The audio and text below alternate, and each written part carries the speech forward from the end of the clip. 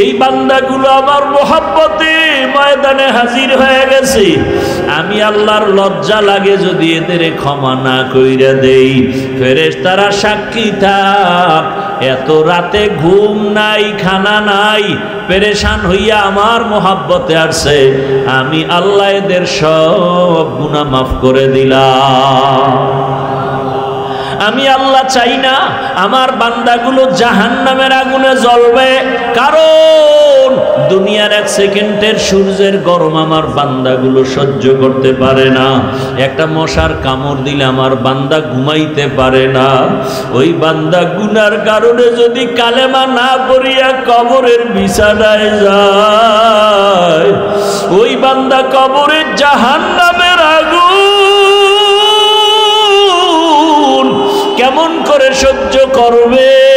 ওই কবরে 99টা সাপের কামড় কেমন করে সহ্য করবে? এই জন্য আল্লাহ বারবার বলে, ওলামায়ে কেরামদের বলে, যাও ও নবী তোমার ওয়ারিসদের জানায়া দাও, উম্মতেরা যেন গুনাহ ছাড়িয়া দেয়, গুনার থেকে যেন নিজেরে বাঁচায়। আদর্শ মানুষ না হইয়া কবরে গেলে জাহান্নাম ছাড়া উপায় নাই। আমার কাছে বংশগত মানুষ হইয়া আসলে কোনো লাভ নাই, আমার কাছে জন্মদাতা বাবার পরিচয় দিয়া লাভ নাই। আমার কাছে আসতে হবে আদর্শ মানুষ হইয়া, মানুষ গুণের মানুষ হইতে হবে। মানুষের গুণের নাম ইবাদত। ইবাদত শিখতে হলে লাগবে কোরআন হাদিস, না বুঝলে যেতে হবে উলামায়ে কেরামের কাছে।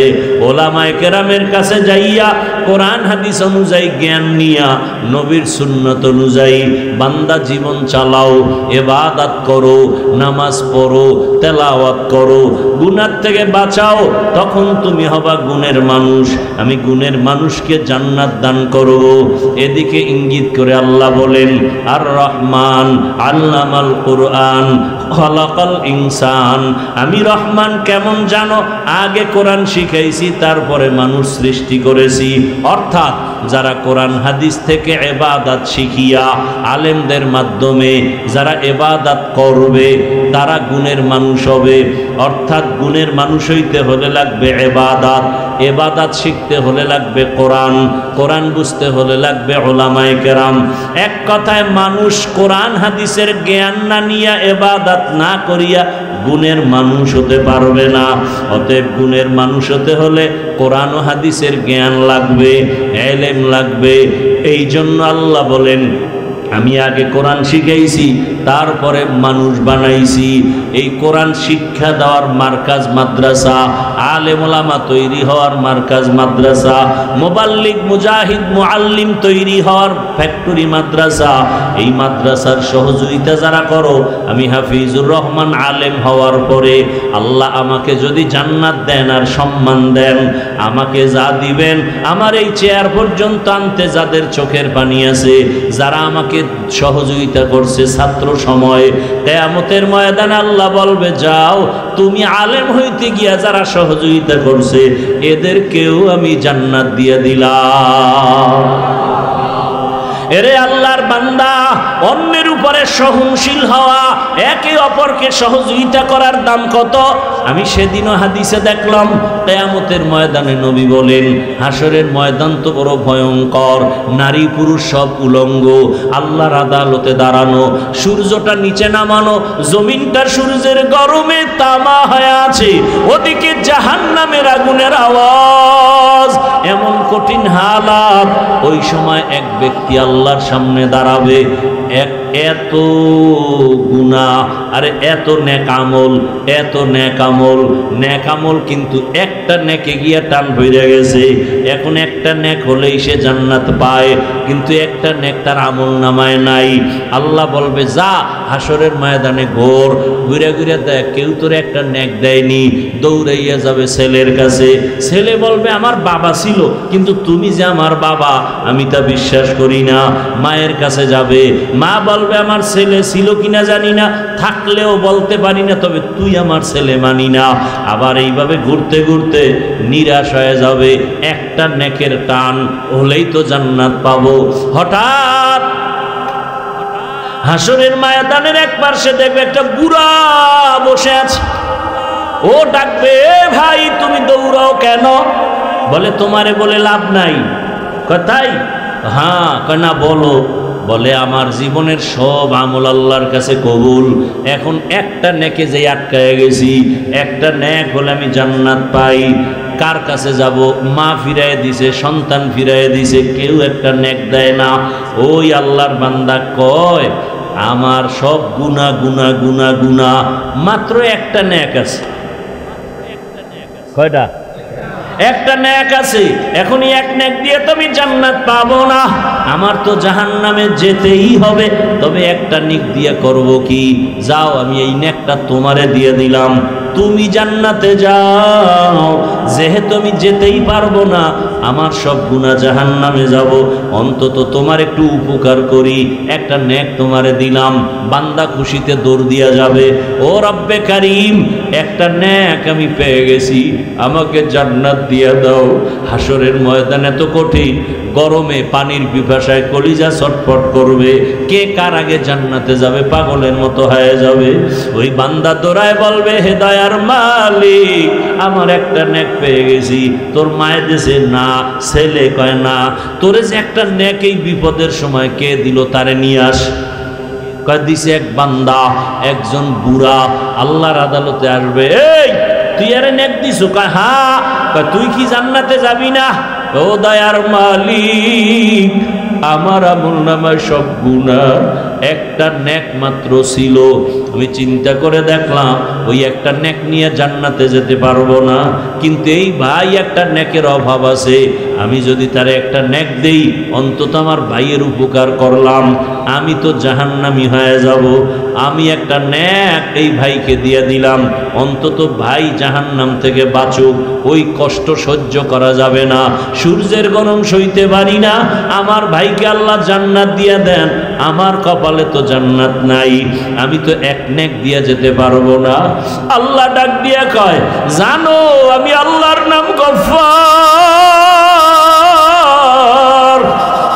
আমি আল্লাহর নাম রহমান, আমি আল্লাহর একটা নাম রহিম, আমি আল্লাহ পাক রব্বুল আলামিন। আমার স্পেশাল পাওয়ারে তুই যে একটা নেক দিয়া সাহায্য করলি, সহযোগিতা করলি, আমি আল্লাহ এর বরকতে তোকেও জান্নাত দিয়ে দিলাম।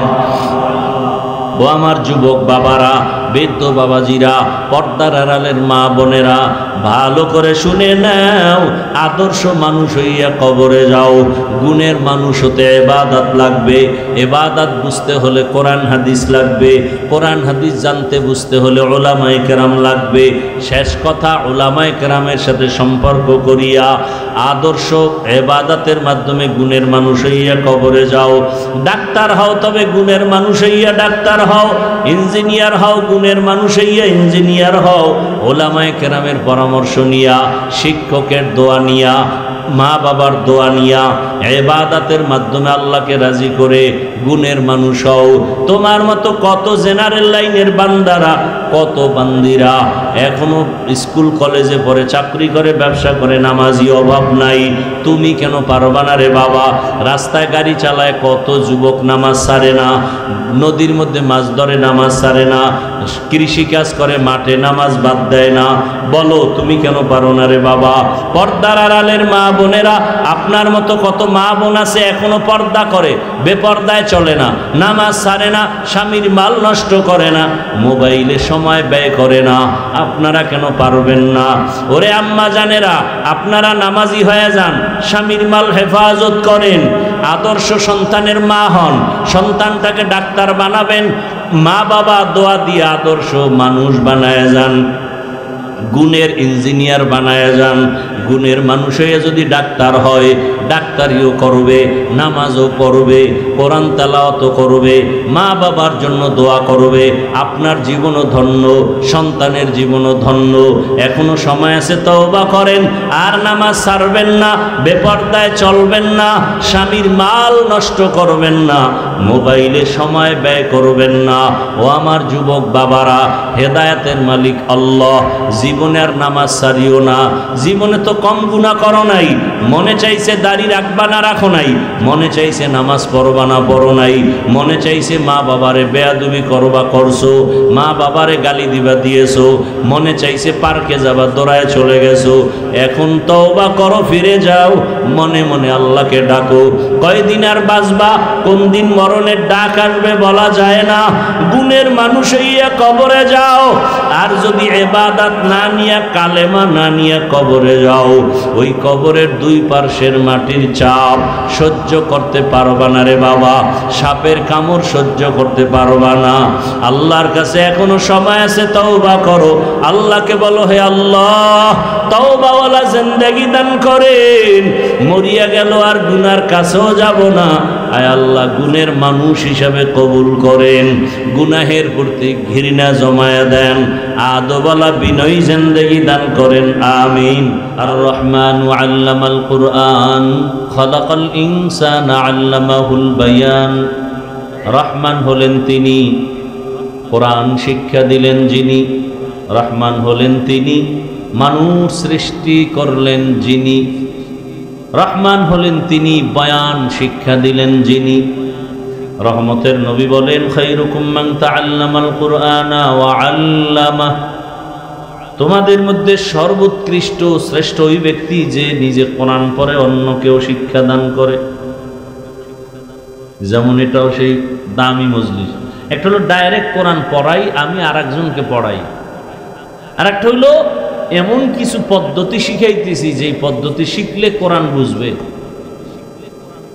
এটাও কোরআন শিক্ষার অন্তর্ভুক্ত। এদের নাম তালিবুল ইলম।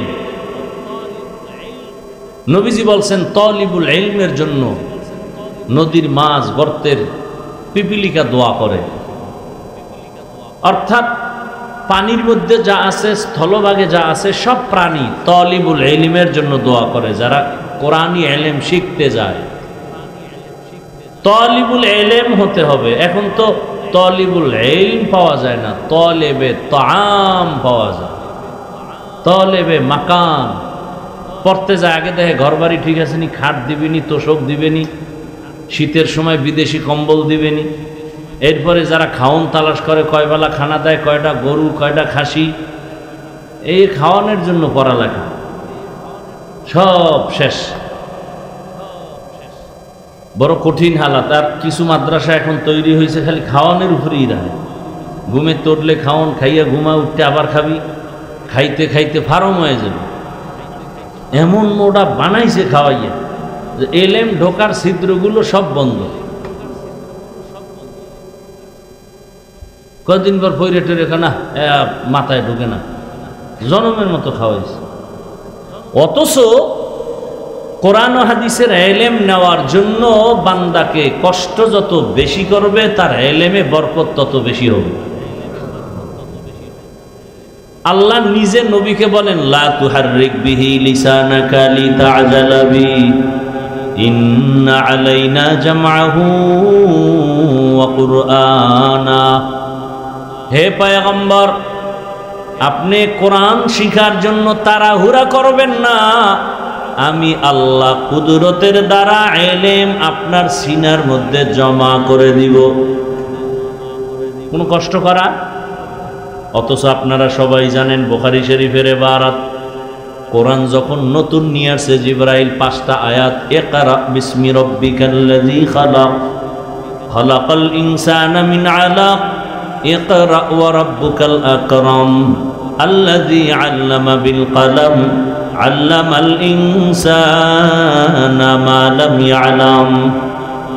এই 5টা আয়াত নিয়ে যখন প্রথম কোরআন নাজিলের শুরু, হেরা পর্বতে জিবরাইল আমিন আসছেন। নবী হেরা পর্বতের ধ্যানে আছেন। কার ধ্যানে বলেন না কেন? আল্লাহ পাওয়ার ধ্যান করেন, সাধনা করেন। এই সাধনার নাম মুরাকাবা, এই সাধনার নাম মুজাহাদা। রহমতের নবীকে দাঁড় করালেন, জিবরাইল আমিনের সিনাটা রহমতের নবীর সিনার সাথে লাগায় একটু হালকা চাপ দিলেন আর বললেন, ইকরা। রহমতের নবী জবাব দিলেন, মা আনা বিকারিন, আমি পড়তে জানি না। জিবরাইল আমিন আবার চাপ দিলেন, ইকরা। হে নবী আপনি পড়ুন। রহমতের নবী আবার জবাব দিলেন, মা আনা বিকারিন, আমি পড়তে জানি না। কয়সা বইছে? এবার এমন তৃতীয় চাপটা দিছে খুব জোরে। এবার নবী পড়তে জানি নাও বলে না, পড়তে জানি তাও বলে না, নবীর উঠছে জ্বর। বুখারীতে রাসূল বলেন যে এই পরিমাণ আমি অসুস্থ, মুহূর্তে মনে হয় মরণের কষ্ট শুরু হয়ে গেছে। যেই আল্লাহ কোরআনে বললেন নবী আপনি কষ্ট করবেন না, আমি ইলমের নূর আপনার সিনার মধ্যে জমা করে দেব, সেই নবীরে তিনটা চাপ দিয়া এত অসুস্থ বানায় দিলেন কেন? নবী গুহা থেকে বের হইয়া জিব্রাইল চলে গেছেন, দৌড়ায় নবী গেলেন খাদিজাতুল কুবরার ঘরে, ডাক দিয়া বলে, জাম্মিলুনি জাম্মিলুনি, আমারে কম্বল দিয়ে আবৃত করে নাও। আম্মাজান খাদিজাতুল কুবরা নবীর আটকায় ধরলেন, আঞ্জা করে ধরলেন। নবী কম্বল সহ কাঁপতেছেন আর চোখের পানি ছেড়ে কান্না করতেছেন। আম্মাজান খাদিজা বুঝতে পেরেছেন, নবী থেকে শুনলেন কেমন কেন বলে এই হালাত গুহার ভেতরে, নবী কাঁদবেন কেন? নবীর অন্তরে বড় কষ্ট, আমার উপর এখন নবুয়তের সনদ এসে গেছে, এখন দাওয়াত আমি দিব, কিন্তু আমার দাওয়াত আমার ঘরওয়ালি যদি কবুল না করে, বাইরে দাওয়াত দিয়ে আমার সার্থকতা কি হবে? আম্মাজান বুঝতে পারিয়া বলে, নবী কাঁদবেন না, আপনার হাতের প্রথম কালেমাওয়ালা আমি খাদিজা হয়ে গেলাম। কিয়ামতের ময়দানে আল্লাহ যদি কোটি কোটি কোটি মানুষের সামনে জিজ্ঞাসা করেন, আমার প্যারা নবীর হাতে প্রথম কালেমাওয়ালা একজন দাঁড়াও, জমিনের কোন পুরুষ দাঁড়াবার সাহস হবে না। রহমতের নবীর হাতে প্রথম কালেমা পড়নেওয়ালা একজন নারী দাঁড়াবেন, খাদিজা।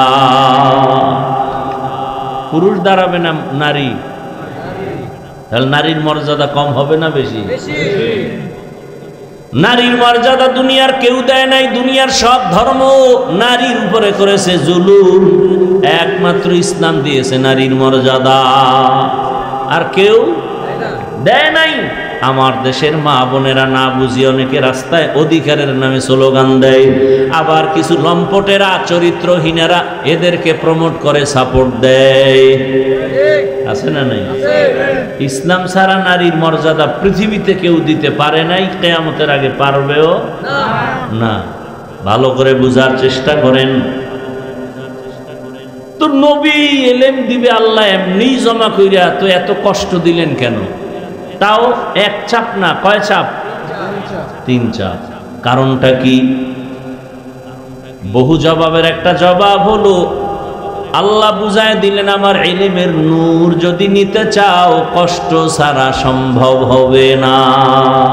ইলমেরা এজাজু করদান বেহিসাব, খলকেরা দাদান জবাবে বাসওয়া ফাকনা দারত, দোস্তে খলকা জারেরা মিস্তে ই খাসলাত একে দিন দারের। স্বাস্থ্য ভালো আছে, মাথাও ভালো, কিন্তু কণ্ঠ খারাপ, কেমন বয়ান হবে? কথা কয় না, বুঝেন নাই? প্যান্ডেল ভালো, লাইট ভালো, মাইক খারাপ। এখন যা করতেছি গায়ের জোরে, চিন্তা করলাম কমিটির লগে যাই করি আর না করি, আপনারা তো আমাকে ভালোবাসেন, আপনাদেরকে যদ্দুর ভারী দিয়ে যায়, সবাইরে খেপাইয়া লাভ আছে। দেশের অবস্থা এমনি ভালো না, চারিদিকে খেলে আগুন জ্বলে, সব একলাই নাইতেছে, হুজুরগুলো একলাই নাইতে পারতেছে না, সমস্যা। আর হুজুরদের আলাদা রাখার জন্য কোটি কোটি কোটি টাকা ব্যয় করা হচ্ছে, হুজুরেরা যেন এক না হয়। কারণ এদেশের হুজুর আলেম ওলামা এক হলে নাস্তিকদের ঘুম হারাম হয়ে যায়। এদেশের আলেম ওলামারা এক হইয়া যদি একবার চেয়ারে বসতে পারে, এই জাতি এখান থেকে বের হইতে 100 বছর লাগবে। কারণ চোর দুর্নীতিবাজরা জানে হুজুর আসা মানি, ইসলাম আসা মানি দুর্নীতি বন্ধ। আলেমরা এই জাতির দায়িত্ব নিলে কিছু হোক বা না হোক, এই জমিনে কোনো দুর্নীতি হবে না, কোনো জুলুম হবে না, লিখিত স্টাম্প নাও, স্টাম্প। এ জমিনে কিছু হবে না, দুর্নীতি আর জুলুম হবে না, এই দুইটার গ্যারান্টি নাও। চাকরিতে যাবা, কোনো ঘুষ নাই, প্রাপ্য বেতন মাস শেষ হওয়ার আগে হাজির, ঘাম ঝরার আগে বেতন। ইসলাম বলে, রসুল বলে ঘাম ঝরার আগে বেতন দাও। তাহলে কর্মচারীর ঘাম ঝরার আগে যদি বেতন দেয়, কর্মচারী ওই মালিকের জীবনে ভুলবে? এর নাম ইসলাম। এই জন্য বলি, বলতে চাই না, একেবারে জবান বন্ধই রাখছিলাম, কিন্তু ওই যে ভিতরে দিয়া ধাক্কায় যে তুই দুনিয়ায় না বললে আমার কাছে তো ধরা, দুনিয়ায় বললে দুনিয়ার বিপদ, না বললে আখেরাতের বিপদ। পৃথিবীতে রাজনীতি মানেই হলো ইসলাম। যেই রাজনীতির মধ্যে ইসলাম নাই, রসুলের আদর্শ নাই, সেটা দুর্নীতি, রাজনীতি না। রসুলের আদর্শ ছাড়া কোনোদিন রাজনীতি হতে পারে না। দুনিয়ার সব রাজনীতি নাপাক, ইসলামী রাজনীতি পাক।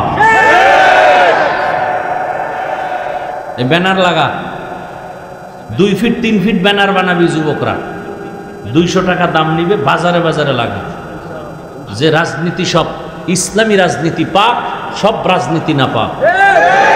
এটা লেখ, ব্যানারে লিখবি আর টানাবি, আর আরেকটা ব্যানার বানাবি আর লিখবি, যতদিন পর্যন্ত এই জমিন ইসলাম কায়েম হবে না, ততদিন পর্যন্ত এই জমিনে কেউ শান্তি দিতে পারবে না।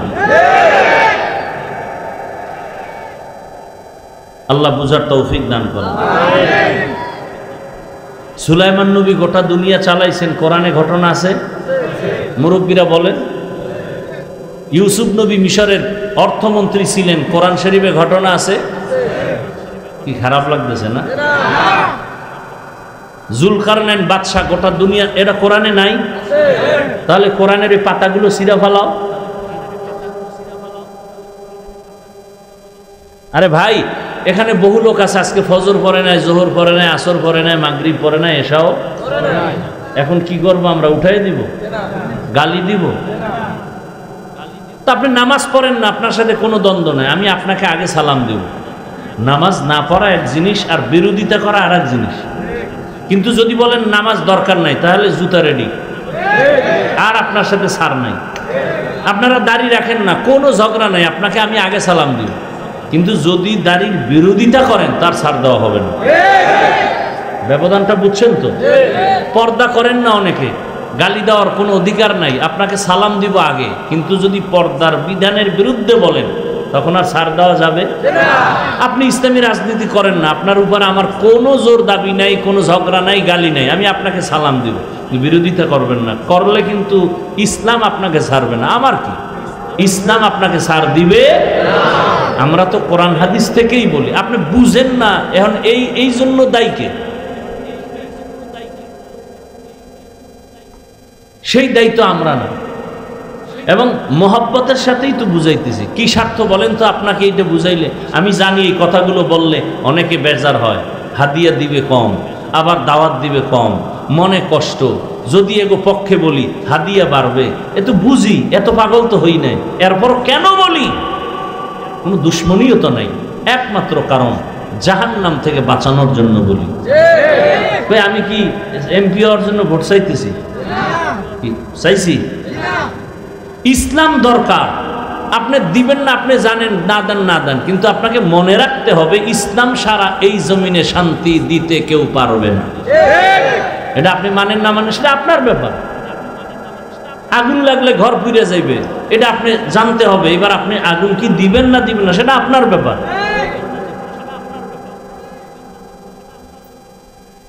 দুনিয়ার সকলের আদর্শ না পাক, রসুলের আদর্শই হলো পাক। আল্লাহ বুঝার তৌফিক দান করুন। আমরা আপনাদেরকে আদর্শ মানুষ বানাতে চাই। আমাকে বয়ানের মাকসাদ হলো মানুষ হবেন, আর কিছু না। ডাক্তার হন, মানুষ হতে হবে। ইঞ্জিনিয়ার হন না হন দুঃখ না, কিন্তু মানুষ হতে হবে।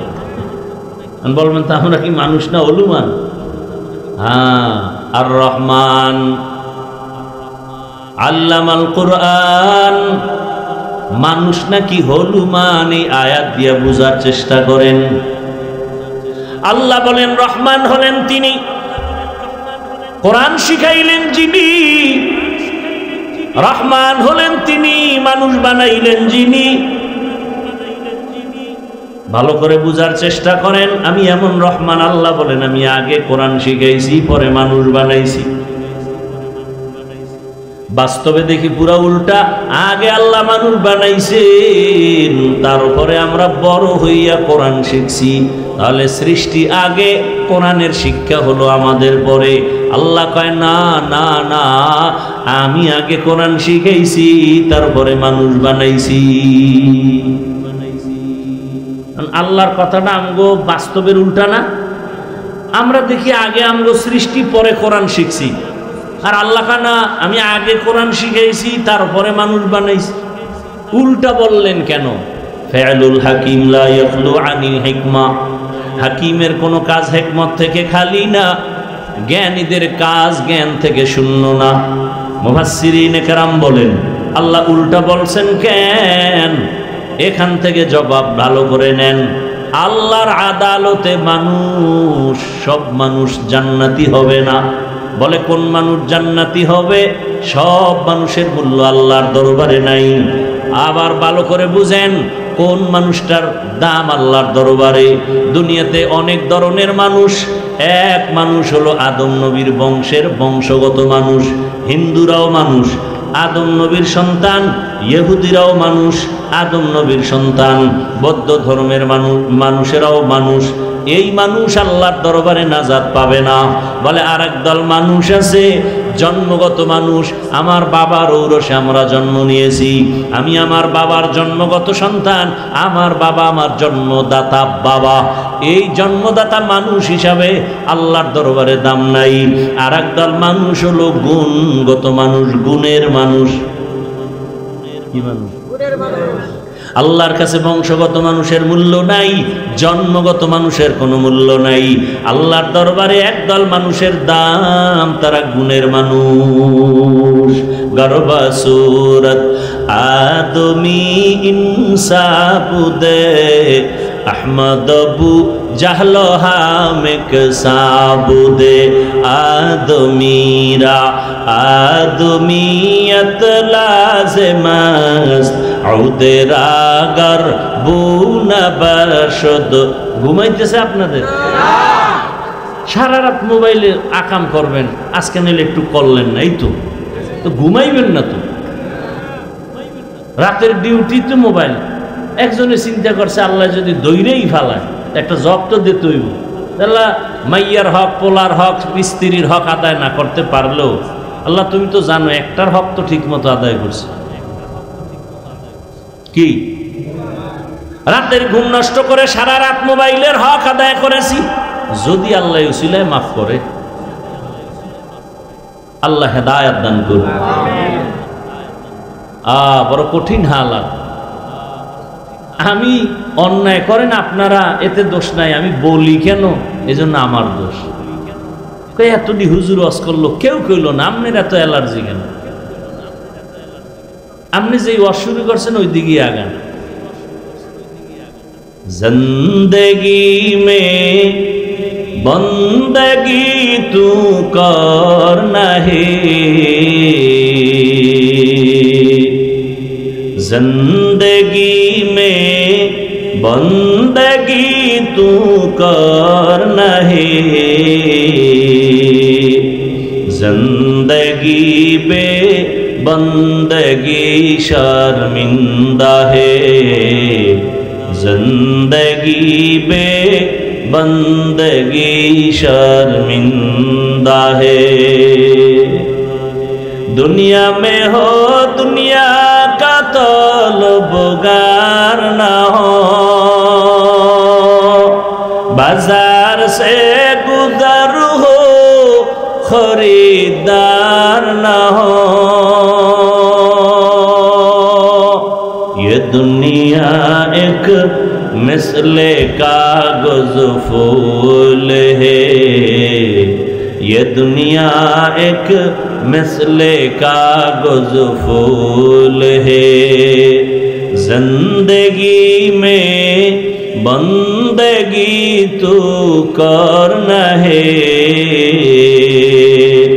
जिंदगी में बंदगी शर्मिंदा है, जिंदगी बे बंदगी शर्मिंदा है। এরে নবীর আশিক, জন্মগত মানুষের কোনো মূল্য নাই,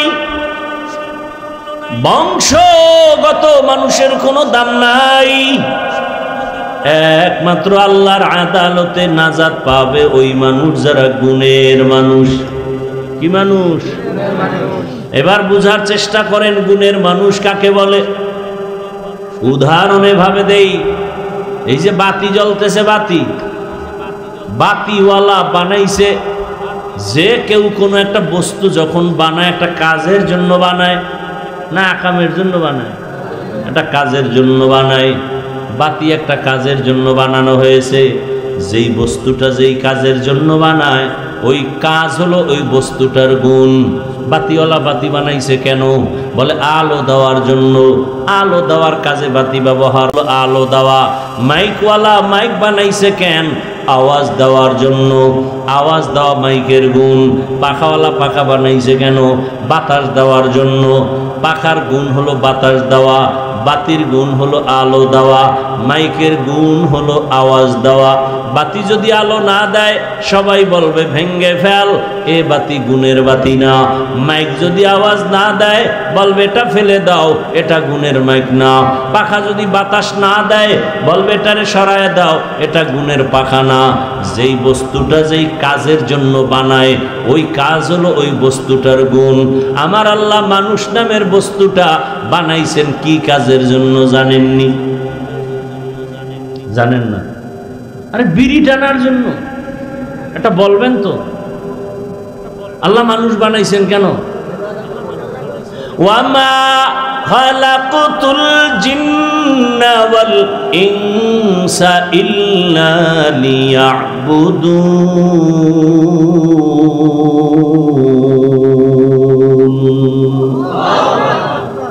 আল্লাহ তাআলা মানুষ বানাবার একমাত্র কারণ ইবাদত। জমিনে আর কোনো কাজ নাই। মানুষের জীবনে একটাই কাজ, কাজের নাম কি? ইবাদত। জীবনে তোমার আর কোনো কাজ নাই, ইবাদতের জন্য বানাইছেন। নামাজ পড়া ইবাদতের অংশ, রোজা রাখা ইবাদতের অংশ, ধনীরা যাকাত দিবে ইবাদতের অংশ, তাসবিহ টানো জিকির করো ইবাদতের অংশ। ইবাদত না, ইবাদতের এগুলো সব মিলে ইবাদত। রাষ্ট্র চালাও ইবাদতের অংশ। রসুল রাষ্ট্র চালাইয়াও দেখাইছেন, এটাও ইবাদতের অংশ।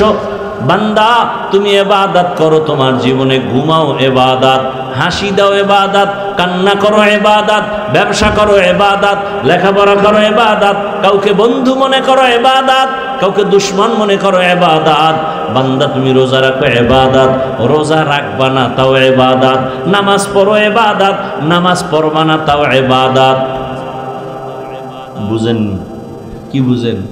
নামাজ না পড়াও, খালি এই কথাটা ছাইড়া দাও, নামাজ না পড়াও ইবাদত। কি পরিমাণ বেনামাজিরা খুশি হইবা আমার উপর, যে নতুন ফতুয়া পৃথিবীতে কেউ দেয় নাই, নামাজ না পড়াও ইবাদত। ধন্যবাদ আপনাকে। কথা একটু শুনে দৌড়। নামাজ পড়া যেমন ইবাদত, না পড়া ইবাদত। বলে কেন? বলে তুমি জীবনে যা করবা সব হবে মদিনাওয়ালা নবীর আদর্শ অনুযায়ী।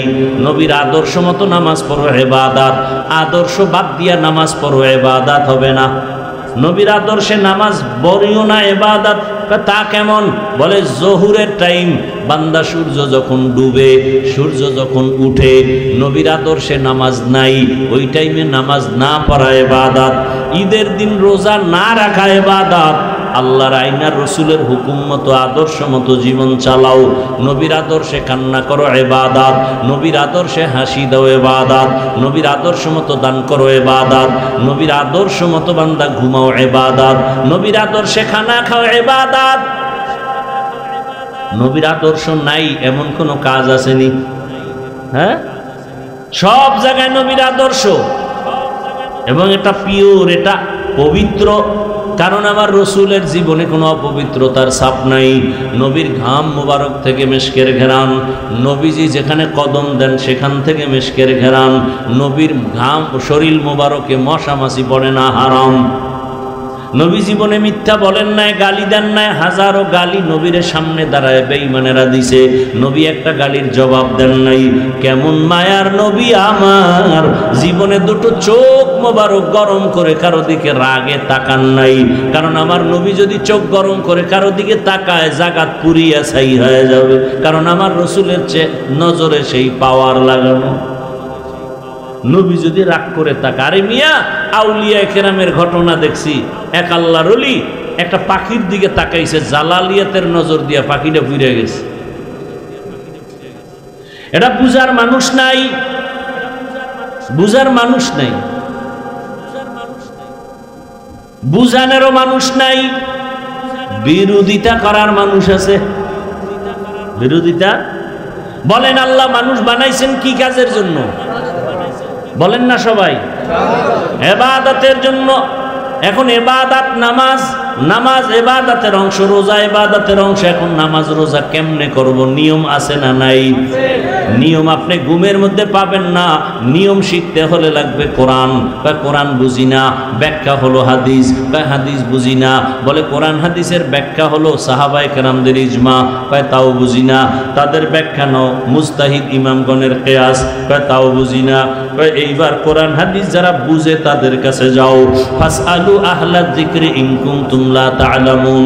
আহলে জিকির যারা, জিকির ওয়ালা যারা, তাদের কাছে যাও।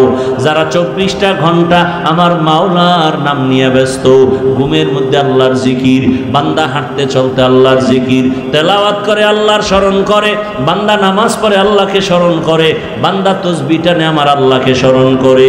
ওরে তোমার মধ্যে যেই পাগলামির ভালোবাসা আছে ওইটাই তোমার 24 ঘন্টা ধ্যান আর খেয়াল। জবানের মধ্যে যারা বাড়ির পাগল তারা বাড়ি বাড়ি জিকির করে, যারা নারীর পাগল তারা 24টা ঘন্টা নারীর ধ্যানে থাকে।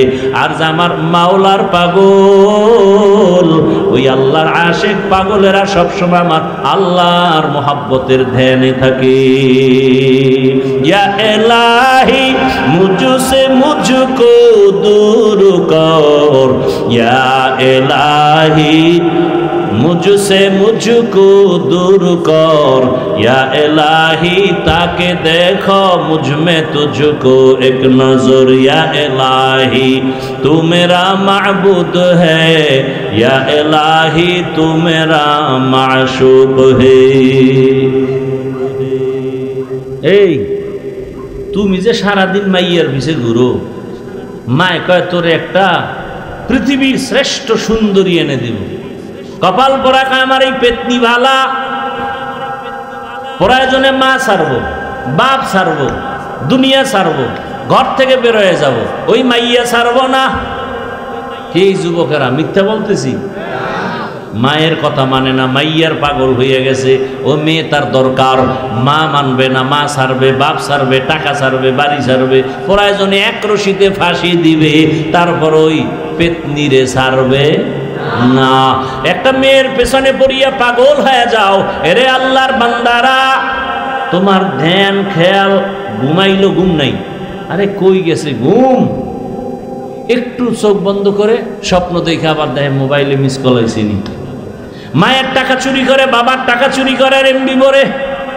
যখন মা বাপ টাকা দেয় না তখন মানুষের দোকান চুরি করে, ঠিক নেই না? এই যে দোকানপাট চুরি হয়, এটা কি ফেরেশতারা করে? এরে আমার যুবক বাবারা ভালো করে বুঝো, তাহলে তোমার ধ্যান খেয়াল তুমি যাকে চাও তারে নিয়ে তার ফিকির করো। সবাইকে এটা এমন করে কেন, এমন করে কেন? বুঝবা না ভালোবাসা। ভালো কঠিন কথা। দুনিয়া বুঝে আখেরাত বুঝে না, দুনিয়া বুঝে আখেরাত বুঝে না। তোমারে একজনে পাগল, ওই যে মেয়ে, ছেলের বিয়া হয়ে যায়, যায় মেয়ে আইসা ছেলের বাড়ি হাজির। কেমন লজ্জা আমগো দেশ দিয়ে চলে গেছে। একই বাংলাদেশকে বিদেশ দিয়ে হাজির, বিদেশ থেকে এসে হাজির। প্রেমিকার বাড়ি প্রেমিক হাজির। এইগুলি চলে না? কত বড় বেহায়া। আমার আল্লাহ ফেরেশতাকে ডাক দিয়ে কয়, দেখ আমার ভালোবাসার মানুষগুলো মসজিদে হাজির, আমার ভালোবাসার মানুষগুলো মাদ্রাসার ময়দানে হাজির। আমার আল্লাহ কয়, দেখ ফেরেশতারা, এরা আমার ভালোবাসায় পড়িয়া বাইতুল্লাহ হাজির। এই ময়দানের মানুষগুলো রাত্র 12টা পর্যন্ত কি চায়? টাকা চায় না, বাড়ি চায় না, গাড়ি চায় না। এই মানুষগুলো আমার মাওলার বড় আশিক। আমার আল্লাহ কয়, ফেরেশতা সাক্ষী থাক, আমি এদের বড় আদর করে বানাইছি। এই বান্দাগুলো আমার মোহাব্বতে ময়দানে হাজির হয়ে গেছে। আমি আল্লাহর লজ্জা লাগে যদি এদের ক্ষমা না কইরা দেই। ফেরেশতারা সাক্ষী থাক, এত রাতে ঘুম নাই, খানা নাই, পেরেশান হইয়া আমার মোহাব্বতে আসছে। আমি আল্লাহ এদের সব গুনাহ মাফ করে দিলাম। আমি আল্লাহ চাই না আমার বান্দাগুলো জাহান্নামের আগুনে জ্বলবে, কারণ দুনিয়ার 1 সেকেন্ডের সূর্যের গরম আমার বান্দাগুলো সহ্য করতে পারে না। একটা মশার কামড় দিলে আমার বান্দা ঘুমাইতে পারে না। ওই বান্দা গুনার কারণে যদি কালেমা না পড়িয়া কবরের বিছানায় যায়, ওই বান্দা কবরের জাহান্নামের আগুন কেমন করে সহ্য করবে? ওই কবরে 99টা সাপের কামড় কেমন করে সহ্য করবে? এই জন্য আল্লাহ বারবার বলে, ওলামায়ে কেরামদের বলে, যাও ও নবী, তোমার ওয়ারিসদের জানায়া দাও, উম্মতেরা যেন গুনাহ ছাড়িয়া দেয়, গুনাহ থেকে যেন নিজেরে বাঁচায়। আদর্শ মানুষ না হইয়া কবরে গেলে জাহান্নাম ছাড়া উপায় নাই। আমার কাছে বংশগত মানুষ হইয়া আসলে কোনো লাভ নাই, আমার কাছে জন্মদাতা বাবার পরিচয় দিয়া লাভ নাই। আমার কাছে আসতে হবে আদর্শ মানুষ হইয়া। মানুষ গুণের মানুষ হইতে হবে। মানুষের গুণের নাম ইবাদত।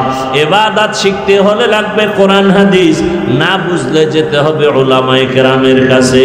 উলামায়ে কেরামের কাছে যাইয়া কোরআন হাদিস অনুযায়ী জ্ঞান নিয়া নবীর সুন্নত অনুযায়ী বান্দা জীবন চালাও, ইবাদত করো, নামাজ পড়ো, তেলাওয়াত করো, গুনাহ থেকে বাঁচাও, তখন তুমি হবা গুণের মানুষ। আমি গুণের মানুষকে জান্নাত দান করব। এদিকে ইঙ্গিত করে আল্লাহ বলেন, আর রহমান আল্লামাল কুরআন খলাকাল ইনসান। আমি রহমান কেমন জানো? আগে কোরআন শিখাইছি, তারপরে মানুষ সৃষ্টি করেছি। অর্থাৎ যারা কোরআন হাদিস থেকে ইবাদত শিখিয়া আলেমদের মাধ্যমে যারা ইবাদত করবে, তারা গুণের মানুষ হবে। অর্থাৎ গুণের মানুষ হইতে হলে লাগবে ইবাদত, ইবাদত শিখতে হলে লাগবে কোরআন, কোরআন বুঝতে হলে লাগবে উলামায়ে কেরাম। এক কথায় মানুষ কোরআন হাদিসের জ্ঞান না নিয়া ইবাদত না করিয়া গুণের মানুষ হতে পারবে না।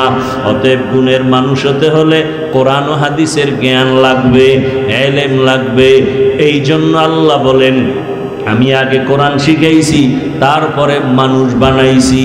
এই কোরআন শিক্ষা দেওয়ার মার্কাজ মাদ্রাসা, আলেম ওলামা তৈরি হওয়ার মার্কাজ মাদ্রাসা, মুবাল্লিগ মুজাহিদ মুআল্লিম তৈরি হওয়ার ফ্যাক্টরি মাদ্রাসা। এই মাদ্রাসার সহযোগিতা যারা করো, আমি হাফিজুর রহমান আলেম হওয়ার পরে আল্লাহ আমাকে যদি জান্নাত দেন আর সম্মান দেন, আমাকে যা দিবেন, আমার এই চেয়ার পর্যন্ত আনতে যাদের চোখের পানি আছে, যারা আমাকে সহযোগিতা করছে ছাত্র সময়, কিয়ামতের ময়দানে আল্লাহ বলবে, যাও তুমি আলেম হইতে গিয়া যারা সহযোগিতা করছে এদেরকেও আমি জান্নাত দিয়ে দিলাম। এরে আল্লাহর বান্দা, অন্যের উপরে সহনশীল হওয়া, একে অপরকে সহযোগিতা করার দাম কত? আমি সেদিনও হাদিসে দেখলাম, কিয়ামতের ময়দানে নবী বলেন, হাসরের ময়দান তো বড় ভয়ঙ্কর, নারী পুরুষ সব উলঙ্গ, আল্লাহর আদালতে দাঁড়ানো, সূর্যটা নিচে নামানো, জমিনটা সূর্যের গরমে তামা হয়ে আছে, ওদিকে জাহান্নামের আগুনের আওয়াজ, এমন কঠিন হালাত। ওই সময় এক ব্যক্তি আল্লাহর সামনে দাঁড়াবে, এত গুনাহ আর এত নেক আমল, এত নেক আমল, নেক আমল কিন্তু একটা নেকে গিয়া টান ভরে গেছে। এখন একটা নেক হলেই সে জান্নাত পায়, কিন্তু একটা নেক তার আমল নামায় নাই। আল্লাহ বলবে যা হাসরের ময়দানে ঘোর, ঘুরে ঘুরে দেখ কেউ তোর একটা নেক দেয়নি। দৌড়াইয়া যাবে ছেলের কাছে, ছেলে বলবে আমার বাবা ছিল, কিন্তু তুমি যে আমার বাবা আমি তা বিশ্বাস করি না। মায়ের কাছে যাবে, মা বলবে আমার ছেলে ছিল কিনা জানি না, থাকলেও বলতে পারি না, তবে তুই আমার ছেলে মানি না। আবার এইভাবে ঘুরতে ঘুরতে নিরাশ হয়ে যাবে, একটা নেকের টান হলেই তো জান্নাত পাবো। হঠাৎ হাসরের ময়দানের এক পাশে দেখবে একটা বুড়া বসে আছে। ও ডাকবে, ভাই তুমি দৌড়াও কেন? বলে তোমারে বলে লাভ নাই। কথাই হ্যাঁ না বলো। বলে আমার জীবনের সব আমল আল্লাহর কাছে কবুল, এখন একটা নেকে যে আটকায় গেছি, একটা নেক হলে আমি জান্নাত পাই। কার কাছে যাব? মা ফিরাই দিছে, সন্তান ফিরাই দিছে, কেউ একটা নেক দেয় না। ওই আল্লাহর বান্দা কয় আমার সব গুনাহ গুনাহ গুনাহ গুনাহ, মাত্র একটা নেক আছে। কয়টা? একটা নেক আছে। এখনই এক নেক দিয়ে তো আমি জান্নাত পাবো না, আমার তো জাহান্নামে যেতেই হবে। তবে একটা নেক দিয়ে করব কি? যাও আমি এই নেকটা তোমারে দিয়ে দিলাম, তুমি জান্নাতে যাও। যেহেতু আমি যেতেই পারবো না, আমার সব গুনাহ জাহান্নামে যাব, অন্তত তোমার একটু উপকার করি, একটা নেক তোমারে দিলাম। বান্দা খুশিতে দৌড় দিয়া যাবে, ও রব্বে কারিম একটা নেক আমি পেয়ে গেছি, আমাকে জান্নাত দিয়া দাও। হাসরের ময়দান এত কঠিন, গরমে পানির পিপাসায় কলিজা ছটফট করবে, কে কার আগে জান্নাতে যাবে পাগলের মতো হয়ে যাবে। ওই বান্দা দৌড়ায় বলবে হে দয়ার মালিক আমার একটা নেক পেয়ে গেছি। তোর মায়ের দেশে না, ছেলে কয় না, তোরে যে একটা নেক এই বিপদের সময় কে দিল তারে নিয়ে আস। কয় দিছে এক বান্দা, একজন বুড়া আল্লাহর আদালতে আসবে। এই তুই আরে নেক দিস? কয় হ্যাঁ। কয় তুই কি জান্নাতে যাবি না? ও দয়ার মালিক আমার আমলনামায় সব গুনাহ, একটা নেক মাত্র ছিল। আমি চিন্তা করে দেখলাম ওই একটা নেক নিয়ে জান্নাতে যেতে পারবো না, কিন্তু এই ভাই একটা নেকের অভাব আছে, আমি যদি তারে একটা নেক দেই অন্তত আমার ভাইয়ের উপকার করলাম, আমি তো জাহান্নামী হয়ে যাব। আমি একটা নেক এই ভাইকে দিয়ে দিলাম, অন্তত ভাই জাহান্নাম থেকে বাঁচুক। ওই কষ্ট সহ্য করা যাবে না, সূর্যের গরম সইতে পারি না, আমার ভাইকে আল্লাহ জান্নাত দিয়ে দেন, আমার কপালে তো জান্নাত নাই, আমি তো এক নেক দিয়ে যেতে পারবো না। আল্লাহ ডাক দিয়া কয় জানো আমি আল্লাহর নাম গফফার, আমি আল্লাহর নাম রহমান, আমি আল্লাহর একটা নাম রহিম, আমি আল্লাহ পাক রব্বুল আলামিন। আমার স্পেশাল পাওয়ারে তুই যে একটা নেক দিয়া সাহায্য করলি, সহযোগিতা করলি, আমি আল্লাহ এর বরকতে তোকেও জান্নাত দিয়ে দিলাম। ও আমার যুবক বাবারা, বৃদ্ধ বাবাজিরা, পর্দার আড়ালের মা বোনেরা, ভালো করে শুনে নাও, আদর্শ মানুষ হইয়া কবরে যাও। গুণের মানুষ হতে ইবাদত লাগবে, ইবাদত বুঝতে হলে কোরআন হাদিস লাগবে, কোরআন হাদিস জানতে বুঝতে হলে উলামায়ে কেরাম লাগবে। শেষ কথা, উলামায়ে কেরামের সাথে সম্পর্ক করিয়া আদর্শ ইবাদতের মাধ্যমে গুণের মানুষ হইয়া কবরে যাও। ডাক্তার হও তবে গুণের মানুষ হইয়া ডাক্তার হও, ইঞ্জিনিয়ার হও গুণের মানুষ হইয়া ইঞ্জিনিয়ার হও। উলামায়ে কেরামের পরামর্শ নিয়া, শিক্ষকের দোয়া নিয়া, মা বাবার দোয়া নিয়া, ইবাদতের মাধ্যমে আল্লাহকে রাজি করে গুণের মানুষ হও। তোমার মতো কত জেনারেল লাইনের বান্দারা, কত বান্দিরা এখনো স্কুল কলেজে পড়ে, চাকরি করে, ব্যবসা করে, নামাজি অভাব নাই। তুমি কেন পারবা না রে বাবা? রাস্তায় গাড়ি চালায় কত যুবক নামাজ ছাড়ে না, নদীর মধ্যে মাছ ধরে নামাজ ছাড়ে না, কৃষি কাজ করে মাঠে নামাজ বাদ দেয় না। বলো তুমি কেন পারো না রে বাবা? পর্দার আড়ালের মা বোনেরা, আপনার মতো কত মা বোন আছে এখনো পর্দা করে, বেপর্দায় চলে না, নামাজ ছাড়ে না, স্বামীর মাল নষ্ট করে না, মোবাইলে সময় ব্যয় করে না। আপনারা কেন পারবেন না? ওরে আম্মা জানেরা, আপনারা নামাজি হয়ে যান, স্বামীর মাল হেফাজত করেন, আদর্শ সন্তানের মা হন, সন্তানটাকে ডাক্তার বানাবেন, মা বাবা দোয়া দিয়ে আদর্শ মানুষ বানায় যান, গুণের ইঞ্জিনিয়ার বানায় যান। গুণের মানুষ হয়ে যদি ডাক্তার হয়, ডাক্তারিও করবে, নামাজও পড়বে, কোরআন তেলাওয়াতও করবে, মা বাবার জন্য দোয়া করবে, আপনার জীবনও ধন্য, সন্তানের জীবনও ধন্য। এখনো সময় আছে, তওবা করেন, আর নামাজ ছাড়বেন না, বেপরদায় চলবেন না, স্বামীর মাল নষ্ট করবেন না, মোবাইলে সময় ব্যয় করবেন না। ও আমার যুবক বাবারা, হেদায়েতের মালিক আল্লাহ, জীবনে আর নামাজ ছাড়িও না। জীবনে তো কম গুনাহ করো নাই, মনে চাইছে দাড়ি রাখবা না রাখো নাই, মনে চাইছে নামাজ পড়বা না পড়ো নাই, মনে চাইছে মা বাবারে বেয়াদবি করবা করছো, মা বাবারে গালি দিবা দিয়েছো, মনে চাইছে পার্কে যাবা দৌড়ায় চলে গেছো। এখন তওবা করো, ফিরে যাও, মনে মনে আল্লাহকে ডাকো। কয়দিন আর বাঁচবা, কোন দিন মরণের ডাক আসবে বলা যায় না। গুণের মানুষ হইয়া কবরে যাও, আর যদি ইবাদত না নিয়া, কালেমা না নিয়া কবরে যাও, ওই কবরের দুই পার্শ্বের মাটির চাপ সহ্য করতে পারবা না রে বাবা, সাপের কামড় সহ্য করতে পারবা না। আল্লাহর কাছে এখনো সময় আছে, তওবা করো। আল্লাহকে বলো, হে আল্লাহ, তওবাওয়ালা জিন্দেগি দান করেন, মরিয়া গেল আর গুনার কাছেও যাব না। আয় আল্লাহ, গুণের মানুষ হিসাবে কবুল করেন, গুনাহের প্রতি ঘৃণা জমায়া দেন, আদবওয়ালা বিনয়ী জিন্দেগি দান করেন, আমিন।